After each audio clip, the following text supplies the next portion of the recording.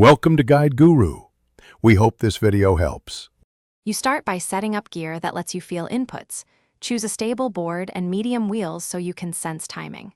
Once done, jump into free skate and practice simple ollies and manuals to observe how the game reads your inputs. Make sure to enable minimal assists only if you need them, because manual control reveals compliance windows.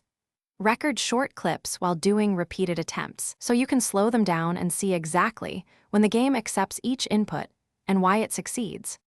You now refine execution by separating actions: foot placement, stick flick, holding, and release.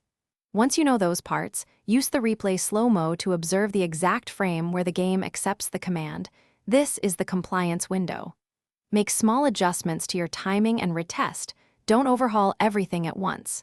Make sure to run 5 to 10 repetitions for each tweak so you can see consistent patterns, and compare clips side by side to understand why some attempts land while others bail. You finish by locking the reliable method. Match stance, camera angle, and input rhythm exactly. Consistency breeds repeatability. Once you've replicated success several times, save those settings and the clips as your baseline. If things go wrong, isolate one variable, change board setup, stance, or timing, then retest specifically that element.